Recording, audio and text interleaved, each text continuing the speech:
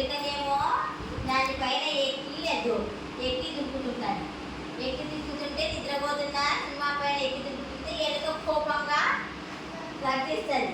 గర్జించేసరికి ఎలుక భయపడి ఏం చేస్తుంది, నన్ను క్షమించమని సింహాన్ని అడుగుతుంది. అడిగితే అప్పుడు సింహము సరేనట్టు వెళ్ళిపోయింది. అప్పుడు మళ్ళీ ఒక రోజు ఏం జరుగుతుంది, ఎలుక తనను క్షమించమని సహాయం చేయండి అనే ఆలోచన సింహానికి ఏదో వినోదంగా అనిపించి మరి ఎలుకను వదిలేసింది. వదిలేసి కొద్ది రోజులకు ఏం జరుగుతుంది, కొద్ది రోజుల తర్వాత సింహాన్ని అడవిలో తిరుగుతుంది. వేటగాడు వల వేసి సింహాన్ని పట్టుకున్నాడు. సింహాన్ని పట్టుకున్నాడు కదా, వల వేసి సింహాన్ని పట్టుకునేసరికి తర్వాత ఏం జరిగింది, సింహము బిగ్గరగా గర్జించింది. తప్పించుకోవడానికి ప్రయత్నం చేసేసరికి కానీ వలలో ఇరుక్కపోయింది కదా. ఎలుక సహాయం చేద్దామనేసి ఎలుకతో సహాయ జంతువులన్నీ గర్జించి విన్నాయి.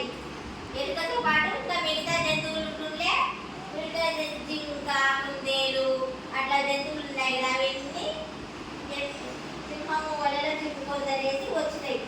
ఎలుక వలపై ఎక్కి తన పదునైన పళ్ళతో తాడును కొరికి సింహాన్ని వలల నుంచి విడిపించింది కదా. అప్పుడు సింహము మరియు ఎలుక ఎప్పటికీ స్నేహితులుగా మారాయి కదా. అప్పటి నుంచి సింహము ఎలుక ఫ్రెండ్స్గా ఉన్నాయి కదా, స్నేహితులైనారు. దీని నీతి ఏమి, దయతో చేసే పనులకి ఎల్లప్పుడూ ప్రతిఫలం లభిస్తుంది. మనము ఎవరిపైన కోపం చేసుకోకూడదు, ఏదైనా కానీ సరే అంటూ ఇచ్చేస్తాను. చూడు సింహం ఎలుక ఎలా ఉన్నాయో కదా.